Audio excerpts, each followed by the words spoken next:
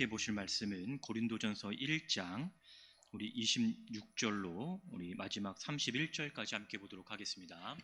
고린도전서 1장 우리 26절로 우리 31절까지 말씀입니다. 제가 가진 성경으로 신약 성경 264쪽에 있습니다. 고린도전서 1장 우리 26절로 31절까지 우리 한 절씩 교독하시고 마지막 31절 우리 합독합니다. 26절입니다. 형제들아 너희를 부르심을 보라. 육체를 따라 지혜로운 자가 많지 아니하며 능한 자가 많지 아니하며 문벌 좋은 자가 많지 아니하도다.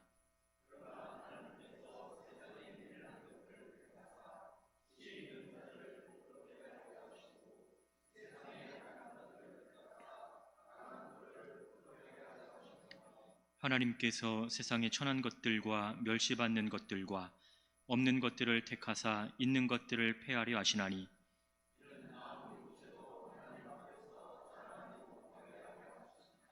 너희는 하나님으로부터 나서 그리스도 예수 안에 있고 예수는 하나님으로부터 나와서 우리에게 지혜와 의로움과 거룩함과 구원함이 되셨으니 기록된 바 자랑하는 자는 주 안에서 자랑하라 함과 같게 하려 함이라. 아멘. 우리 앞뒤 좌우에 계신 분하고 인사하도록 하겠습니다. 주의 사랑으로 사랑합니다. 인사하겠습니다.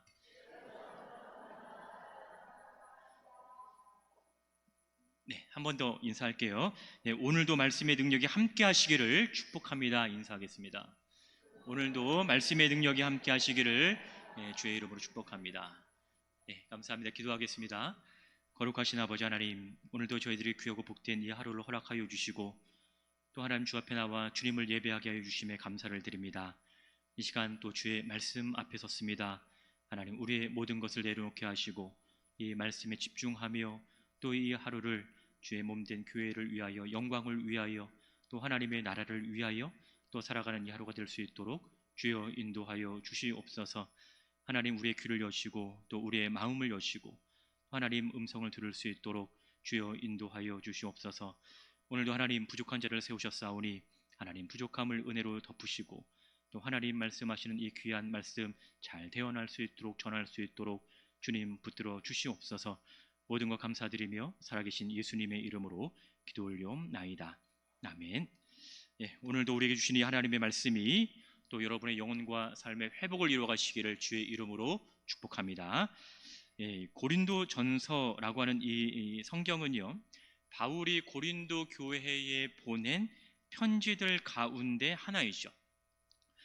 우리가 가진 이 성경에는 고린도 교회에 보낸 바울의 편지가 두 개가 이제 수록이 되어 있는데, 하나는 고린도 전서이고 그 다음에 또 하나는 고린도 후서, 이렇게 두 편으로 소개가 됩니다. 근데 사실 이 고린도 교회에 보내진 편지는 딱 이 두 편만 있는 것이 아니라 조금 더 이렇게 많이 있어요. 몇 개가 더 있는데 현존하는 편지가 지금 전서와 후서인 거죠.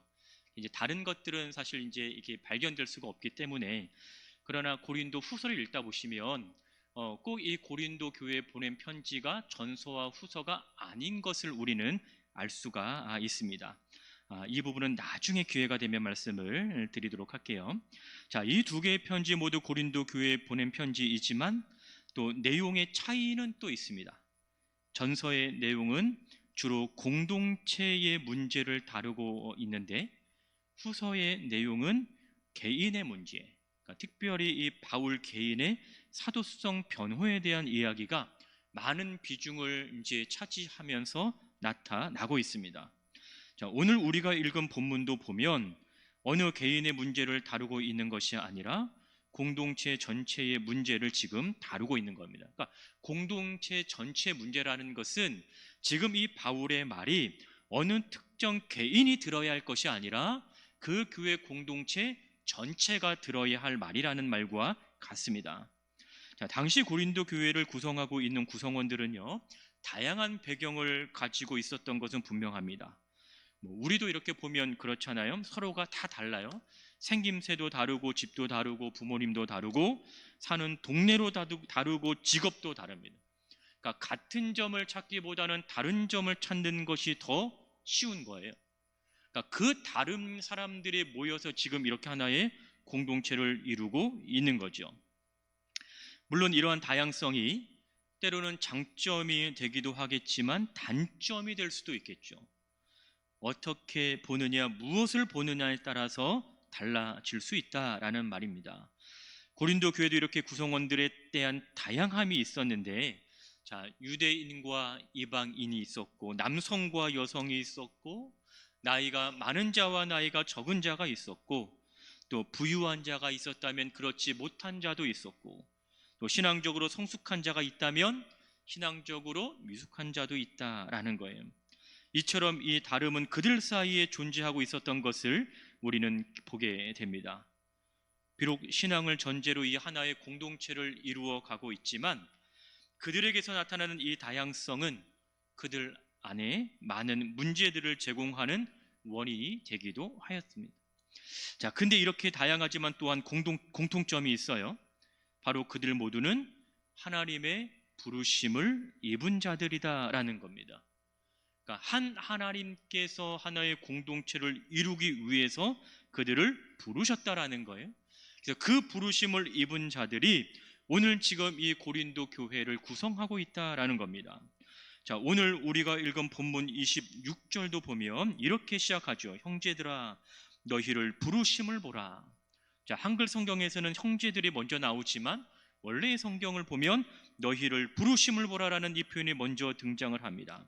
자, 이 너희를 부르심을 보라라는 이 표현에서 부르심의 주체는 분명히 하나님이셔요. 그리고 이 부르심에 대한 대상이 되는 너희는 고린도 교회 성도들인 거죠.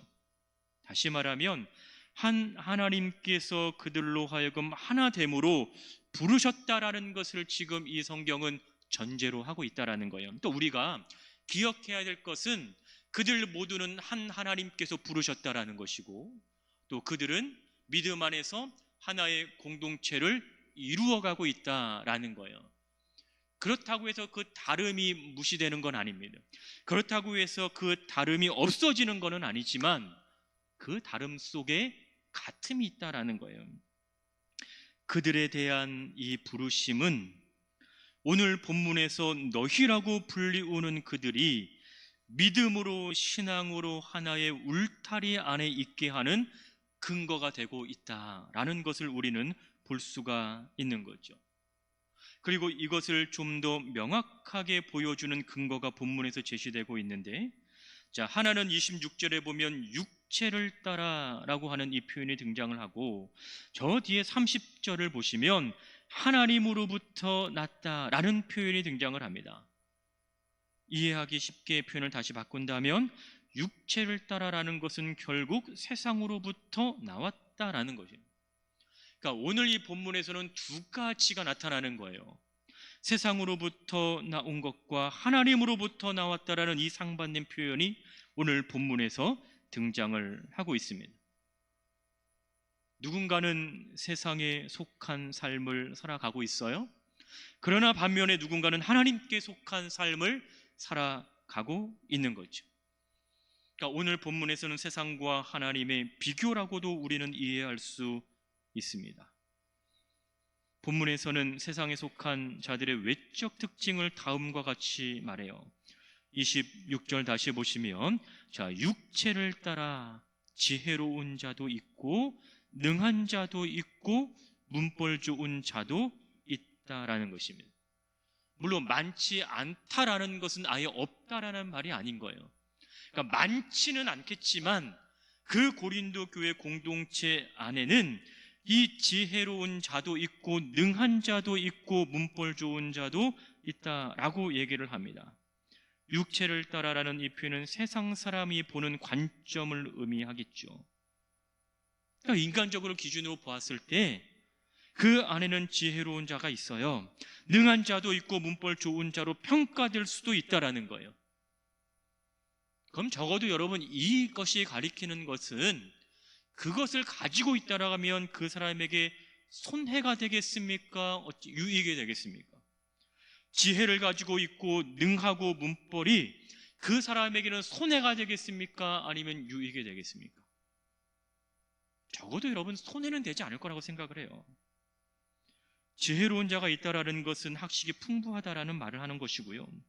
능하다라는 것은 사회적으로 영향을 끼칠 수 있다라는 것을 의미합니다. 그리고 문벌이 좋다라는 것은 오늘날의 표현을 빌리자면 금수저라는 말인 거예요. 상당히 좋은 배경을 가지고 있다라는 거예요. 여러분들은 이런 배경을 가지고 싶지 않습니까? 만약에 누군가에게 여러분에게 이런 배경을 주겠다라고 하면 저는 믿음 하나면 좋겠습니다. 이렇게 하시겠어요? 아니면 남으면 조금이라도 주시겠어요? 이렇게 말씀하시겠어요? 그것을 가지고 있다라고 해서 여러분들 손해는 보지 않아요.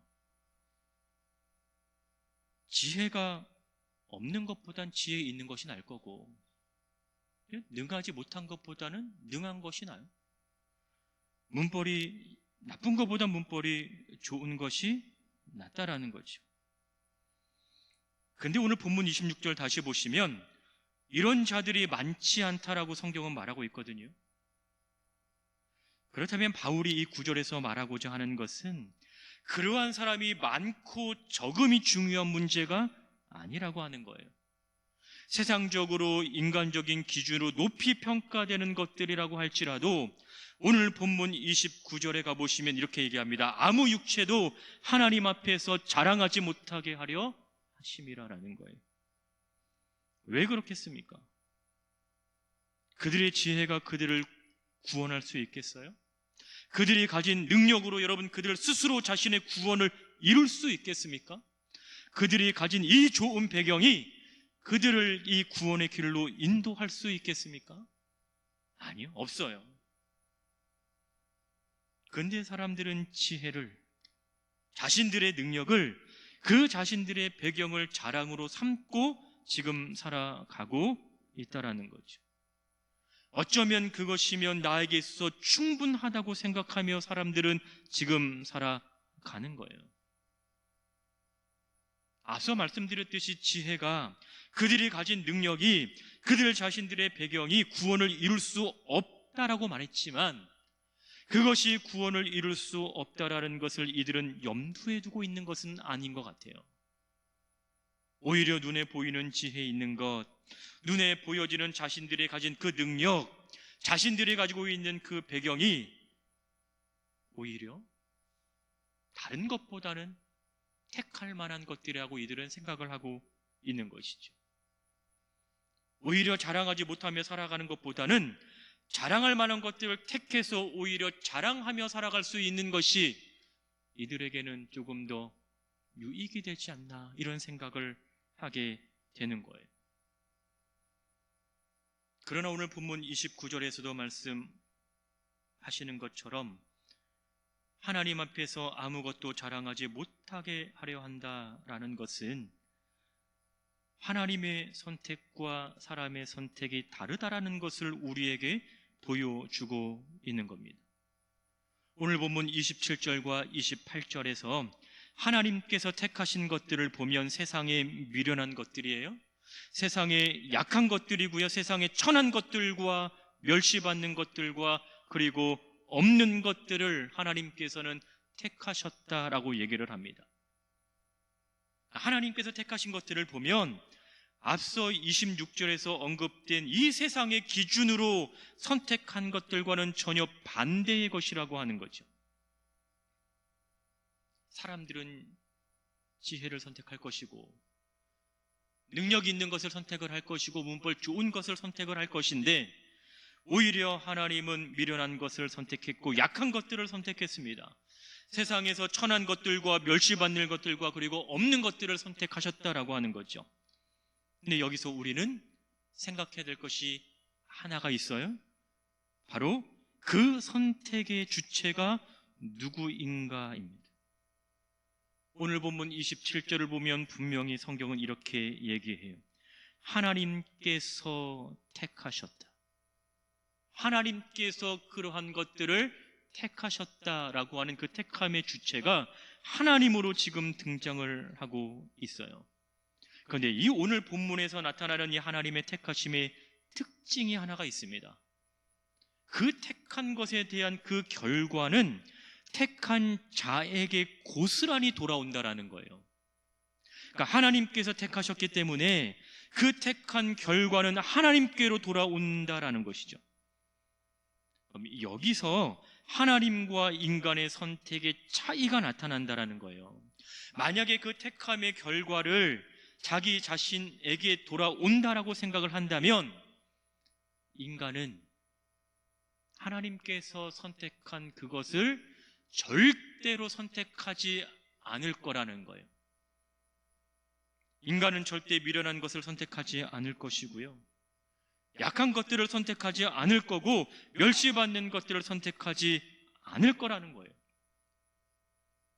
좋은 것을 놔두고 왜 굳이 그러한 것을 선택하겠어요?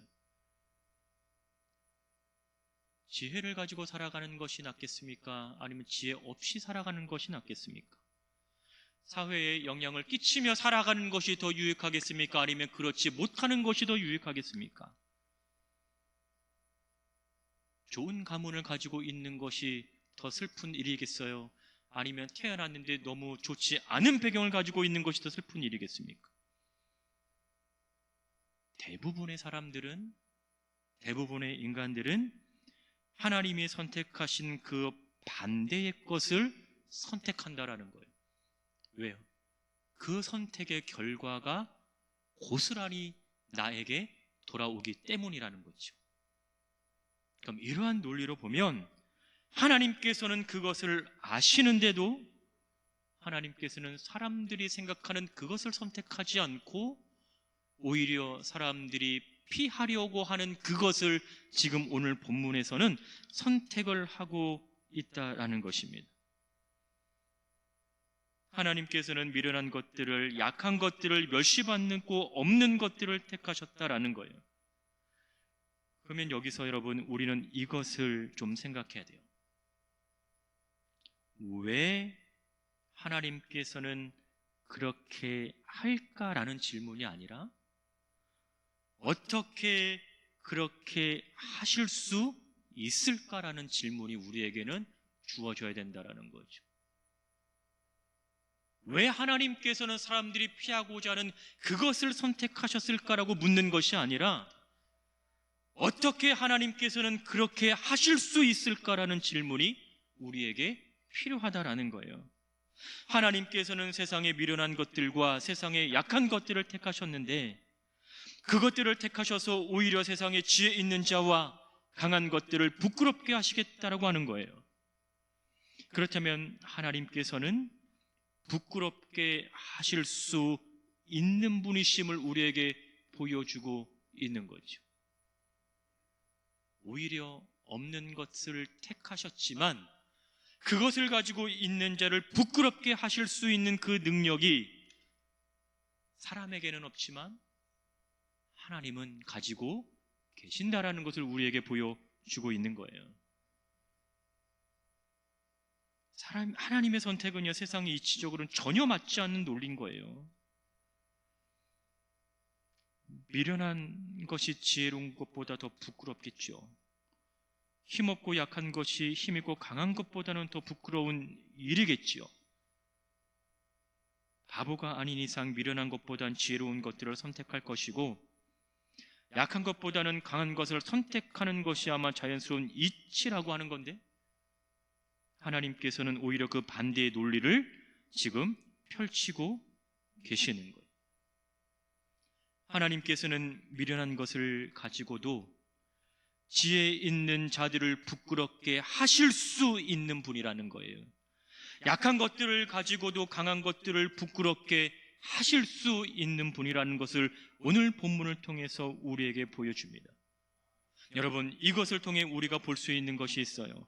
무엇을 가지고 있는가가 중요한 것이 아니라 그것을 누가 가지고 있느냐가 더 중요하다라는 사실인 거죠. 여러분, 하나님께서 가지신 것이 더 능력이 있겠습니까? 아니면 세상의 가치와 인간적인 방법이 더 능력이 있겠습니까? 가치 없는 것을 하나님께서 가지셨어도 그것을 가지신 분이 하나님이시기에 가치 있는 것을 선택한 그들을 부끄럽게 하셨다라는 거예요. 이것을 여러분 우리가 생각할 수만 있다면 사실 우리 생활에 일어나는 모든 것에 대한 결론을 우리는 쉽게 내릴 수 있는 거죠. 아무리 세상에서 높이 평가되는 지혜나 권력이나 사회적인 신분을 가지고 있다고 하더라도 여러분, 그것들은 우리의 구원을 이룰 수 있는 그 어떠한 조건도 될 수 없다라는 거죠. 하나님께서는 인간이 자랑하는 그 지혜나 능력이 자기 스스로를 구원할 수 없는 그 무익한 것들임을 드러내기 위해서 오히려 세상에서 멸시받는 연약한 자들을 구원하셨어요. 오히려 힘없는 자들을 구원하셨고 그들을 택하셨습니다. 유대인들은 율법을 통해서, 헬라인들은 인간의 지혜를 통해서 구원을 얻으려고 했겠지만 바울은 오직 이 십자가의 도가 구원의 능력이 있음을 오늘 고린도 교인들에게 말하고 있는 거죠. 여러분 28절도 보시면 하나님께서는 세상에 천한 것들과 멸시받는 것들과 없는 것들을 선택하셨다라고 말씀하십니다. 여러분, 여기서 멸시받는다라는 것은요, 그냥 잠깐 멸시받고 끝나는 것이 아니라 지금도 여전히 멸시를 받고 있는 그 상태를 얘기하는 거예요. 계속 진행형의 과정인 거죠. 그러면 인간적인 시선에서 보자면 아무런 보잘것 없는 자들이라는 거예요. 내세울 것 전혀 없는 자들이라고 하는 것이죠. 근데 하나님께서는 그 내세울 것이 없는 그들을 택하시고 오히려 내세울 것이 있는 자들을 패하시겠다라고 말씀을 하셔요. 여기서 패한다라는 것은 힘을 잃게 만드는 겁니다. 그러니까 힘을 빼앗아 버리는 거예요. 그들이 의지의 대상이 되었던 그 힘을 하나님께서 빼앗으신다면 그들은 그 의지의 대상이었던 그 힘이 없어질 수밖에 없다라는 거예요. 그러니까 하나님께서는 힘이 있다고 생각하는 그들로 하여금 자신들의 무능함을 알게 하실 것이라는 거죠. 이렇게 하시는 분명한 이유가 있습니다. 사람들은 자신이 가진 지혜가 또 자신들이 가지고 있는 이 높은 신분이나 그 능력이 자신들은 구원할 수 있을 것이라고 생각하고 있기 때문이었던 것입니다. 그래서 그들은 지혜를 자랑합니다. 그들은 자신들의 신분을 자랑해요. 또 자신들이 가지고 있는 능력과 배경을 자랑하며 살아갑니다. 스스로 충분히 높일 수 있고 자랑할 수 있는 것들이죠. 근데 여러분, 이것을 추구하게 되면 어떠한 일이 벌어지는 줄 아십니까? 하나님을 믿고 하나님을 의지하는 일에 점점 소홀히 하게 된다는 거예요. 하나님을 바라보고 하나님을 의지하는 삶이 아니라 오히려 자신들이 가진 것을 바라보고 의지하게 될 것이고 결국 그 믿고 의지하는 그것들이 자신들의 우상이 되어 버릴 것이라는 거죠. 이런 그들을 하나님께서는 부끄럽게 하실 것입니다. 그래서 여러분 29절에도 보면 아무 육체도 하나님 앞에서 자랑하지 못하게 하기 위함이라고 얘기합니다. 여기서 육체는 인간의 몸을 의미하는 것이 아니에요. 모든 사람을 의미합니다. 그러니까 어느 누구라도 자신이 가진 것으로 인해서 자랑할 수 없게 한다라는 거예요. 어느 누구라도 그 하나님의 은혜가 아니면 자기가 가진 것이 자신을 구원할 수 없다라는 것을 분명히 이야기를 하고 있는 거죠. 하나님의 은혜가 그들을 구원에 이르게 하는 것이고 하나님만이 그들을 구원에 이룰 수 있게 하시는 분인 것이고 하나님만이 그들로 하여금 자랑거리가 될 수 있도록 하는 거라는 거예요. 여러분, 고린도 교회 성도들은 지금 바라봐야 될 것이 자신들의 지혜가 아니었던 거예요. 그들의 능력이 아니었던 거죠. 그 자신들이 가지고 있는 그 배경이 아니었다라는 거예요.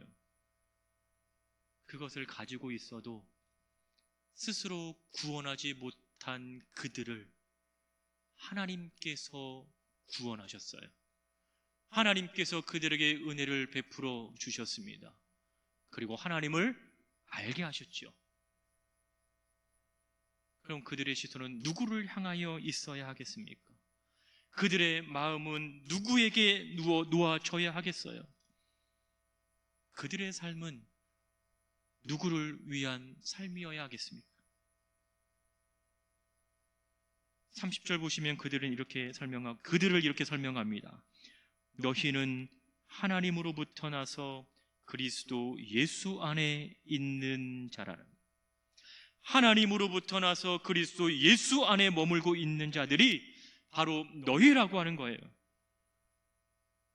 하나님의 은혜로 말미암아 예수 그리스도 안에서 구원의 삶을 살아가는 자들이 바로 지금 이 글을 읽고 있는 너희라고 말하는 것입니다. 그렇다면 믿음을 가진 그들이 자랑해야 할 것은 예수 그리스도이신 거예요. 그들이 자랑할 수 있는 것은 하나님으로부터 난 것을 자랑할 수 있는 것이고, 그들이 자랑할 수 있는 것은 그들이 하나님 예수님 안에 있는 것을 그들은 자랑할 수 있는 것이죠. 이런 하나님의 은혜를 알만한 지혜를 하나님께서는 그들에게 주셨습니다. 그래서 30절에 보시면 여러분, 여기에서도 지혜가 등장을 하지만 여기에서의 지혜는 앞서 언급된 세상의 지혜가 아닌 거예요. 하나님께로부터 나온 그 지혜니까 하나님을 알만한 지혜인 거죠. 하나님을 깨닫는 지혜, 그 구원의 은혜를 알 수 있는 그 지혜인 거예요. 그 지혜가 어떻게 구체적으로 나타나요? 30절 끝에 보면 의로움으로 나타나고 거룩함으로 나타나고 구원함으로 나타나는 겁니다. 의로움은 그리스도의 십자가를 통해서 우리가 의롭게 칭함을 받게 되었다라는 거예요. 거룩함이라고 하는 것은 지금 그 그리스도인들의 현재의 삶의 모습을 드러내는 것이고, 또 이 구원이라는 것은 하나님께서 값을 주고 우리에게 죄값을 대신 치르셨다라는 것을 얘기합니다. 이것을 아는 지혜가 있느냐? 이것을 아는 지혜로 지금 너희들이 살아가고 있느냐? 그러한 지혜를 너희가 지금 가지고 있느냐? 그 지혜로 말미암아 지금 너희는 하나님을 자랑하며 살아가고 있느냐? 아무리 너희가 세상의 지혜를 가진다고 하더라도 그 세상의 지혜가 너희를 구원할 수 없는 것을 너희는 알지 않느냐? 그럼 세상의 지혜를 너희가 가질 것이냐? 하나님을 아는 지혜를 너희가 가질 것이냐? 세상이 깨닫게 하는 것을 따라갈 것이냐? 아니면 하나님께서 깨닫게 하시는 그것을 따라갈 것이냐라는 거죠.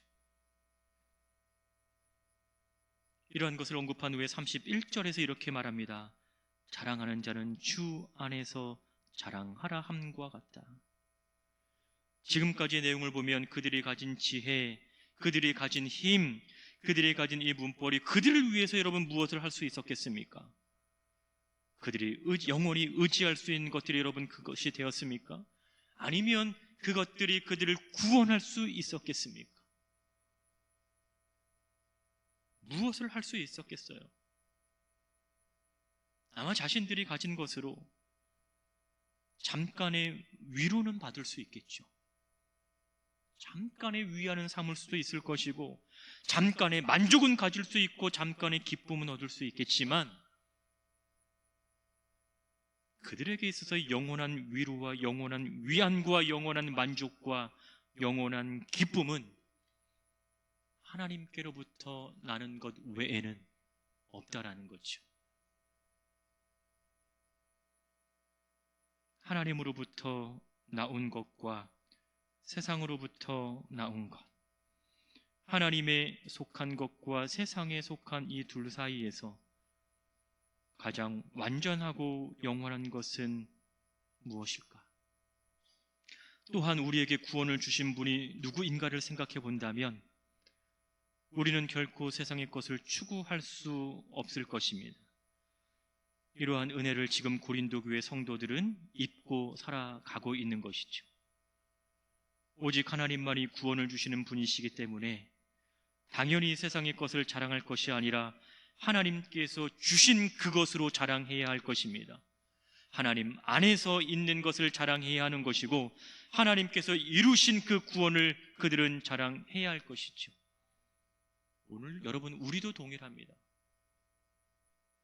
우리는 무엇을 자랑할 수 있겠어요? 우리는 무엇으로 우리의 삶을 자랑할 수 있겠습니까?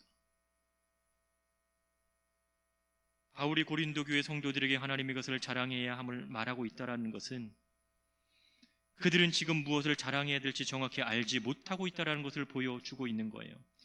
오히려 그들은 세상의 질서와 가치를 따라가며 세상의 것을 자랑거리로 삼고 있는 것을 보여주고 있는 거죠. 그래서 그들은 세상의 지혜를 자랑하며 살아가고 있는 거예요.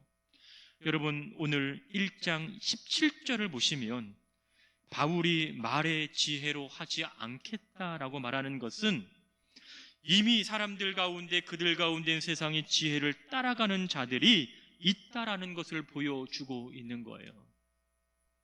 그러니까 내가 말의 지혜를 따라가지 않겠다라고 하는 것은 너희들도 동일한 지금 이 삶을 살아가야 한다라는 거예요.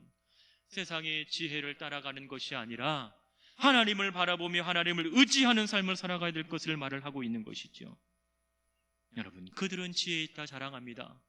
그들은 자신이 지혜로운 삶을 살아가고 있다라고 자랑을 합니다. 그런데 여러분, 고린도 전서를 쭉 읽어보시면 그 숱한 문제가 고린도 교회 안에 일어났어도 그들은 그 어느 것 하나 해결하지 못해요. 만약에 지혜가 있다라고 한다면, 능력이 있다라고 한다면, 어느 정도 좋은 배경을 가지고 있다라고 한다면 아마 그 문제를 해결할 수 있지 않았겠어요? 근데 오히려 그들의 모습 속에서 보여지는 것은 지혜가 아니라 어리석음입니다. 지혜로운 모습으로 살아가는 그들의 모습이 아니라 하나님을 알지 못하는 어리석은 모습으로 이들은 살아가요. 우리가 자랑해야 할 것은 우리를 구원하신 하나님이 되어야 할 줄로 믿습니다. 우리가 가진 그것이 무엇이겠어요? 하나님의 말씀이죠. 주님 우리에게 주신 믿음입니다. 하나님 우리에게 베푸신 그 은혜입니다. 우리가 자랑할 것은 바로 그것들인 거예요. 우리가 그것들로 인해서 우리가 자랑할 수 있는 겁니다. 하나님은 미련한 것들로 지혜 있는 자를 부끄럽게 하실 수 있는 분이고요, 약한 자들을 택하여 강한 자들을 부끄럽게 하실 수 있는 분이시고, 있는 것들을 패하실 수 있는 권세를 가지신 분이십니다. 그 하나님이 우리의 하나님이 되신 거죠. 그 하나님이 나의 하나님이 되셨습니다. 이 하나님으로 인해서 우리는 구원의 은혜를 입었죠. 이것을 자랑하지 않으면 여러분은 무엇을 자랑하겠어요? 이 구원을 자랑하지 않으면 여러분 무엇을 자랑하며 살아가겠습니까? 이 하나님의 은혜를 자랑하지 않으면 여러분 무엇을 이 땅에서 자랑하며 살아가겠어요? 영원한 것을 여러분 자랑하며 살아가시기를 주의 이름으로 축원합니다. 하나님 주신 그것을 가지고 여러분 자랑하며 살아갈 수 있게 되기를 주의 이름으로 축복합니다. 주 안에 있어 이 모든 은혜를 누리는 것이 우리의 자랑이 될 수 있기를 바라며, 또 이 한 주도 나의 하나님 되시는 그분을 자랑할 수 있는 삶이 되시기를 주의 이름으로 축원합니다.